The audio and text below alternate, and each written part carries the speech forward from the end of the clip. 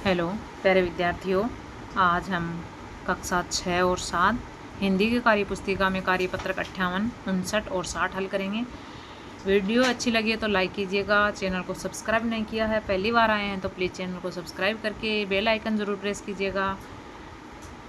बाकी के कार्यपत्रकों के हल से संबंधित वीडियो आपको चैनल की प्लेलिस्ट में मिल जाएंगे, वहाँ से आप देख सकते हैं। कक्षा 6 और 7 में कार्यपत्रक 58 है। हिंदी में दक्षता है गद्यांश अथवा पद्यांश को पढ़कर समझ के साथ उत्तर दे पाना। निम्नलिखित गद्यांश को पढ़कर दिए गए प्रश्नों के उत्तर लिखिए। पैदल चलना हमारे जीवन का अहम हिस्सा है। प्रातः सूर्योदय से पहले उठकर दैनिक सोच क्रम से निपटकर हमें सूर्य का अभिवादन करना है। सुबह जितना संभव हो पैदल चलना चाहिए।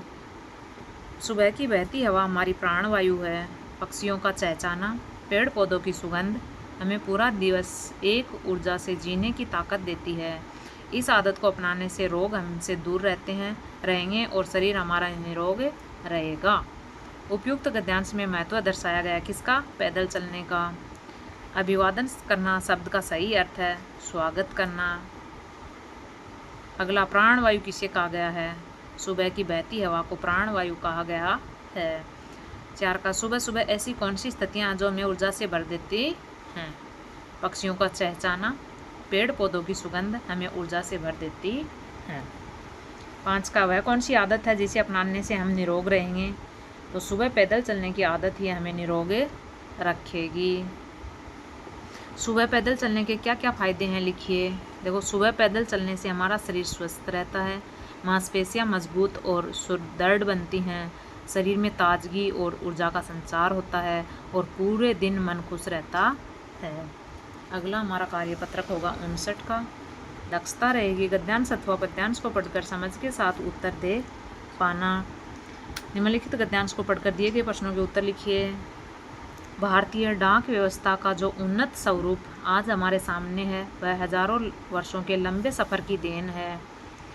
भारत जैसे विशाल व विविधतापूर्ण देश को डाक व्यवस्था ने एकता के सूत्र में बांधा है। इंटरनेट के युग में भी हाथों से लिखे व शब्दों का स्नेह इसी डाक प्रणाली ने जीवित रखा है।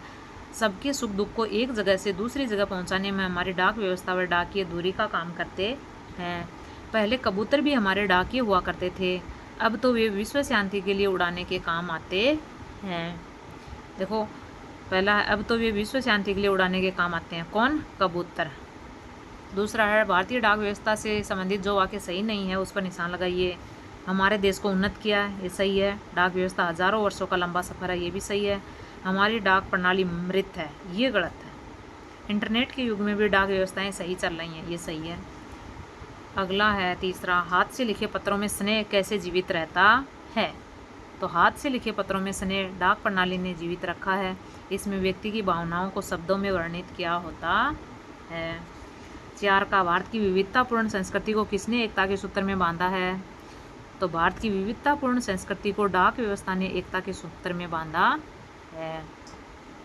डाकिये हमारे जीवन की दूरी हैं, कैसे कैसे हैं? देखिए, डाकिये सबके सुख दुख को एक जगह से दूसरी जगह पहुंचाने में हमारी मदद करते हैं, इसलिए डाकिये हमारे जीवन की दूरी हैं। आजकल तो मोबाइल का ज़माना चल गया, तो हाथों हाथ बात हो जाती है 1 सेकंड में। पहले क्या थे, डाकिये ही एक जगह से दूसरी जगह पर डाक पहुंचाते थे, समाचार पहुंचाते थे, दिनों दिन लग जाते थे, कई दिन बाद समाचार पहुंच पाता था, इसलिए डाकिये क्या थे? हमारे जीवन की धुरी। अगला है उपयुक्त गद्यांश का सार अपने शब्दों में लिखिए। तो भारतीय डाक व्यवस्था हजारों वर्षों का लंबा सफ़र तय करके भारत की विशालता व विविधता को एकता के सूत्र में बांधा है, आज भी हमारे बीच विद्यमान है और अनवरत चलेगी भारतीय डाक व्यवस्था जो है। अगला हमारा कार्यपत्रक होगा 60 का। दक्षता रहेगी गद्यांश अथवा पद्यांश को पढ़कर समझ के साथ उत्तर दे पाना। निम्नलिखित कविता को पढ़कर दिए गए प्रश्नों के उत्तर लिखिए।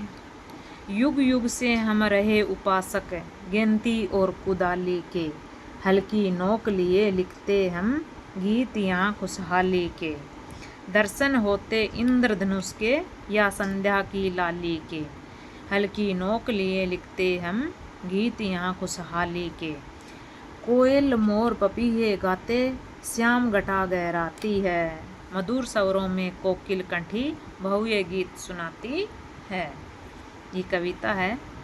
पहला देखो, युग युग से हम किसके उपासक रहे हैं? गेंती ओए कुदाली के। दूसरा, वर्षा ऋतु में आकाश में किसके दर्शन होते हैं? इंद्रधनुष के 7 रंगों में, 7 रंगों से मिलकर बना हुआ होता है।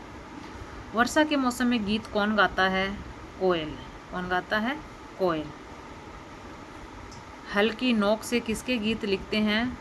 तो हल की नोक से खुशहाली के गीत लिखते हैं। हल की नोक से क्या किसान क्या करता है? खेती करता है, तब क्या होता है? खुशहाली आती है, इसलिए कहा गया हल की नोक से खुशहाली के गीत लिखते हैं। अर्थ बताइए। मधुर का मीठा, संध्या का श्याम, छटा, छटा क्या होती है? छवि या शोभा। कुदाली क्या होता है? मिट्टी खोदने का औजार होता है कुदाली। अब देखो, किसान के घर खुशहाली कब आती है? तो किसान के घर खुशहाली तब आती है जब खेतों में फसलें लहराती हैं, हरी हरी फसल लहराती हैं। 7 का, एक साधारण किसान के बच्चे को क्या क्या सुविधा मिलनी चाहिए? तो एक साधारण किसान के बच्चे को रहने के लिए घर, पहनने के लिए कपड़े तथा पढ़ने के लिए विद्यालय की सुविधा मिलनी चाहिए। ये थे हमारे कार्यपत्रक 58, 59 और 60। वीडियो में बने रहने के लिए आपका बहुत बहुत धन्यवाद। वीडियो अच्छी लगी हो तो वीडियो को लाइक कीजिएगा, ज़्यादा से ज़्यादा शेयर कीजिएगा, ज़्यादा से ज़्यादा सपोर्ट कीजिएगा, और चैनल को सब्सक्राइब नहीं किया है तो चैनल को सब्सक्राइब ज़रूर कीजिएगा। बाकी के कार्यपत्रकों के हल से संबंधित वीडियो आपको चैनल की प्लेलिस्ट में मिल जाएंगे, आप वहाँ से देख सकते हैं। धन्यवाद।